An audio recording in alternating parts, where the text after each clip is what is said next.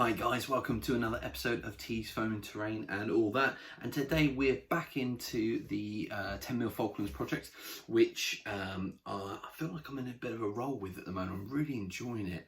We've now got a few terrain pieces done. I'm going to get a few more done, and hopefully I might even get some extra figures and start doing the last couple of platoons and company support that I need to put together.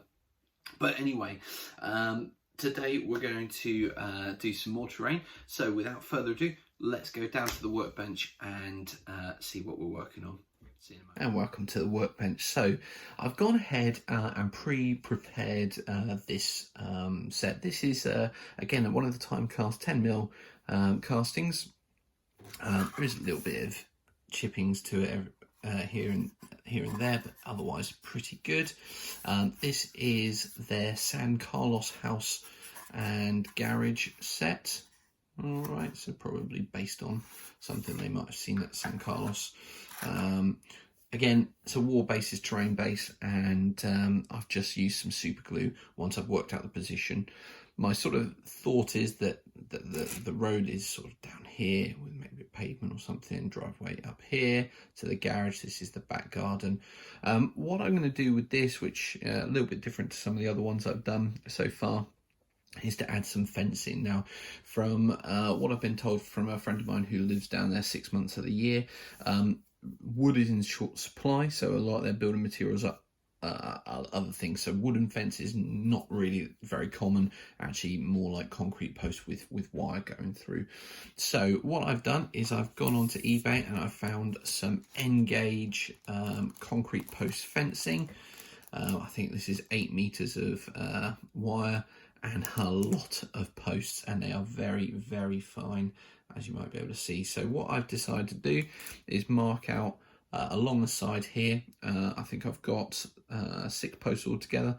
They're going to be about 25 millimeters apart, roughly. I think that's right. Yeah, 25 millimeters apart. And then I've got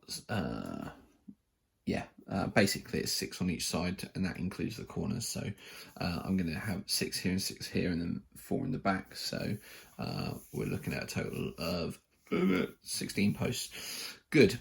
My maths is still in one piece. So what I'm going to do, I'm going to, they have got sort of tabs on the bottom, which give you a bit of length, which in theory in a model railway you would drill down into the terrain, and you could stick them in there with PVA. What I'm going to do is use my what do you call it now, pin vise drill. I'm going to drill the holes where I've marked them, probably through the base, so I've got at least 2 mil.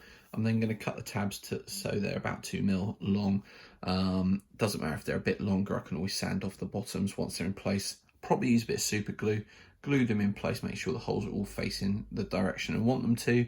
And then what I'll do is put a little bit of filler around the base of the post. I'm also going to put a little bit of filler around the house and the garage, just to smooth that transition from the cast to the base itself. So I'll go away and do those things. I'm also, once the filler is dried, I will then do my usual PVA down and sharp sand it, and then I will prime it, and then I'll come back and we'll talk about the next bit. So I'll go away, do that, we'll come back and do the next step after that. So now that we've completed the first couple of steps, I've put the posts in. In some places I've done a sort of bit of filler around them. I've also put a bit of filler around the edge of the buildings to smooth them in with the bases. And then I've gone over it with some sharp sand, and then primed it black. As you can see, it all ties in quite nicely. I'll just bring that up to the camera so that the buildings, the posts, it all just kind of fits in really nicely. So the next thing that we're going to do, or the next thing I'm going to do, is I'm going to paint the buildings. I'm going to look at some reference pictures and go with some colours there, possibly a bit of a cream on the building, similar coloured roof, and just work through that. Once I've done that, I'll come back and we'll go through the next stage. After that, we'll just say I was going to put the wire through the fence at the start when I fitted the post, but I actually decided very quickly that wasn't a good idea, to get everything else done first, and then the wire would be the last thing that I would probably do. So on that basis, I'm going to crack on with painting the buildings, and we'll be back shortly. So with the painting now complete and the wash is on, we move to the next step. The next step is going to be a nice simple ground covering with burnt umber, followed by some highlighting and variation in tone with chocolate brown. Once I've done that, it'll then be moving on to flocking the bases. I'm not going to do too many tufts on this because it's more sort of in town and maybe a little bit more kept than it would have been out in the fields or on the mountain tops. The other thing I will do on this on these buildings as well is just a little bit of weathering with some weathering powders. And then we'll come back and show you the finished thing. So back in a very short moment. And with the flocking complete, this project is done. So what have I done? So I've gone back in, I've added some tufts. They're quite hard to see, but I quite like the fact that they blend in quite nicely. You sort of actually need to hold them up. Let's keep it on camera. You need to hold it up to see where I've added the tufts. They are in there. But anyway, yeah, I've done a bit of weathering, particularly on the roofs. You can see that probably more than you can. A bit of flock on there. You can see the weathering a little bit there, and then in the back garden, it's yeah. I really like how it's come out. I think it just again adds another terrain feature to the table. To me, it shouts out Falklands. And I'm just really pleased with it. I could add the wire. I'm actually really tempted not to add the wire, if I'm quite honest, for the fencing. I know it might look a bit strange without it.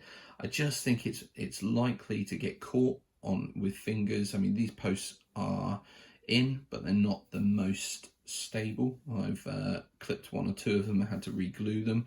I think with the wire, it's just something to catch it. Maybe it'll make it stronger. I don't know. I might come back to it and add the wire at another point, but for now I think I'm going to call this done. Really pleased. It adds to the terrain that I've already got very nicely, and I think yeah, I'm pleased with how they're all coming together and they all match as well. So as always, if you've liked this video, give it a thumbs up. If you've got any comments, please throw them below. I'm always looking to hear from you guys, and I will get back to you. And as always, if you like what I'm doing on the channel, please subscribe. It helps grow the channel, but also more importantly, I think it gives me enthusiasm that I'm doing something that people are enjoying, and it encourages me to make more videos. So guys, until the next video, the next episode, which will be out on Saturday, and I think that's going to be a popular one, where I go back to the Lord of the Rings in 2 mil and start to finish up the last of the buildings. And you probably guessed it, it's going to be the keep. Until then, guys, you stay safe, and I'll see you very soon in the next episode.